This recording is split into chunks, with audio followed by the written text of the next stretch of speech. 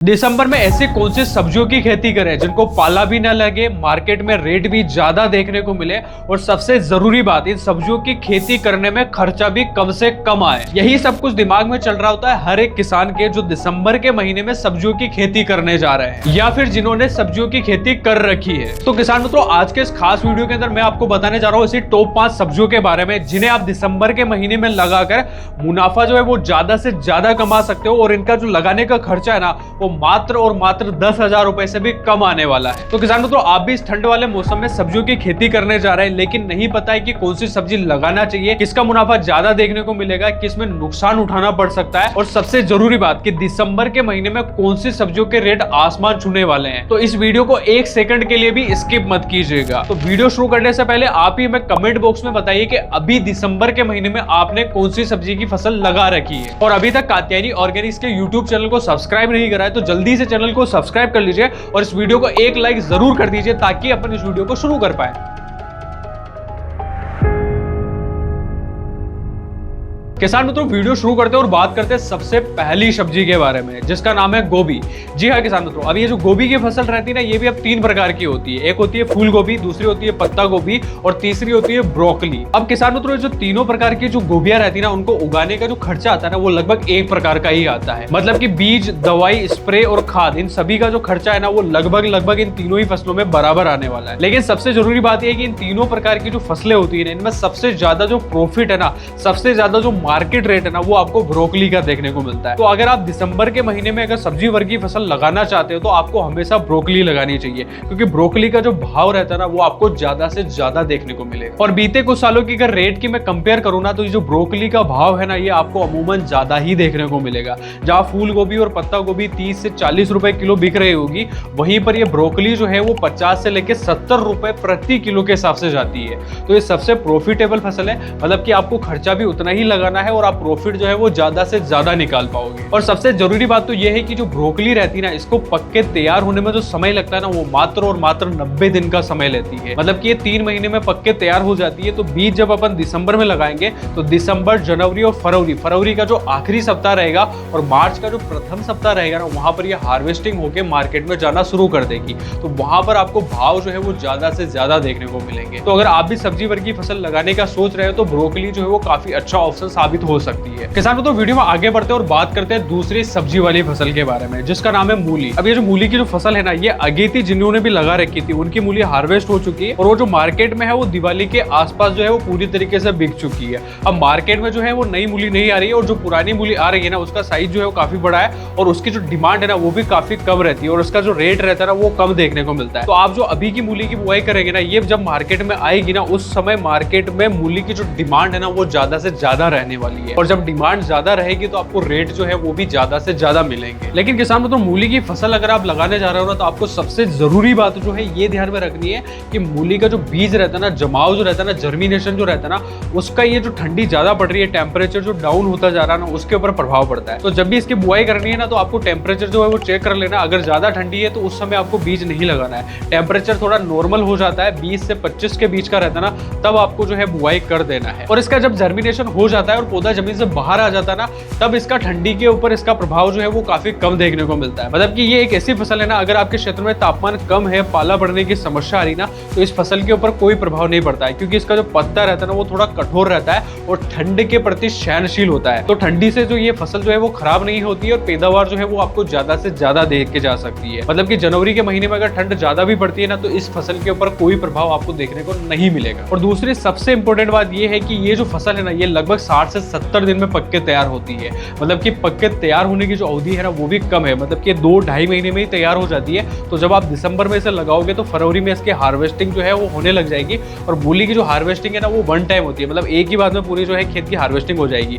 तो अगर आप ज्यादा एरिया में लगा रहे हैं तो आप इसे डिवाइड करके लगा सकते हो। मतलब कि खेत को 4 भागों में बांट लीजिए, 15 दिन पहले लगा लीजिए, फिर उसको 15-15 दिन की गैप में लगाइए ताकि एक साथ हार्वेस्टिंग नहीं आएगी और मैनेजमेंट में भी आसानी रहेगी। अब किसानों तो बात करते हैं वीडियो की तीसरी सब्जी वाली फसल के बारे में, वही है पालक की फसल। पालक की जो फसल है ना किसान मित्रों, ये जैसे जैसे ठंड बढ़ती जाती है वैसे वैसे इसकी मंडी में सप्लाई जो है ना वो कम होने लगती है। उसी कारण से जब जनवरी और फरवरी का जो महीना आता है ना, उस समय आपको पालक जो है मार्केट में नया पालक जो है ना वो आना बंद हो जाता है, और जब इसकी डिमांड बढ़ती है तो उसका रेट भी आपको ज्यादा से ज्यादा देखने को मिलता है। तो जो पालक आप दिसंबर महीने में लगाओगे ना, ये पालक आपकी हार्वेस्टिंग जो है वो लगभग जनवरी के आखिरी सप्ताह या फिर फरवरी के प्रथम सप्ताह या द्वितीय सप्ताह के अंदर, मतलब कि फरवरी का जो प्रथम पखवाड़ा है ना उसके अंदर इसकी हार्वेस्टिंग हो जाएगी। और जब ये मार्केट में आप लेके जाओगे तो इसका डिमांड जो है ना वो ज्यादा रहेगा और भाव जो है वो भी आपको ज्यादा से ज्यादा देखने को मिलेगा। अब किसान मित्रों, एक सवाल आपके मन में जरूर आ रहा होगा कि इस पालक की फसल अगर अपन लगाएंगे तो जनवरी में जो ठंड ज्यादा बढ़ेगी, टेम्परेचर अगर ज्यादा होगा तो पौधे झुलसने की या फिर पाला बढ़ने की समस्या आ सकती है। तो अब इसका भी मैनेजमेंट किया जा सकता है, इसका भी रोकथाम किया जा सकता है। अगर आप पालक की फसल लगाते हो ना तो आपको क्या करना है, अगर पाले पड़ने की समस्या आ रही है तो आपको जो सल्फर 80% जो आता है ना उसको आपको ड्रिप के माध्यम से चला देना है या फिर जमीन के माध्यम से जो है वो भुरकाव करवा देना है। जिससे क्या होगा ना, जो पाले की जो पड़ने की जो समस्या है ना वो पालक की फसल के अंदर काफी कम हो जाएगी, और फसल जो सूखने की समस्या या पौधे झुलसने की जो समस्या है ना वो आपको कम देखने को मिलेगी। क्योंकि ये जो सल्फर 80% रहता है ना, ये एक प्रकार का गर्म पोषक तत्व है जो न केवल फसल को फफूंद जनित रोगों से बचाएगा बल्कि पाले से लड़ने की क्षमता भी देगा। तो इस पाले की वजह से आपको ये फसल जो है लगाना छोड़ना नहीं है, बिल्कुल आप आराम से लगा सकते हो और ज्यादा से ज्यादा प्रॉफिट कमा सकते हो। लेकिन सबसे जरूरी बात है कि सल्फर 80% को उपयोग में कितना लेना है। तो सल्फर अगर आप 80% वाला पालक की फसल के अंदर उपयोग में लेना चाहते हैं तो आपको 3 किलो की मात्रा को जमीन के माध्यम से उपयोग में लेना है, और अगर आप छिड़काव से देना चाहें तो छिड़काव में जो इसकी मात्रा है वो लगभग 4 ग्राम की मात्रा को 1 लीटर पानी के हिसाब से उपयोग में लेना है। लेकिन अगर आप सल्फर उपयोग में लेने चाह रहे हैं तो आप जमीन के माध्यम से ही दीजिए, ताकि पौधे की जो जड़ें है उसमें गर्माश अच्छी आएगी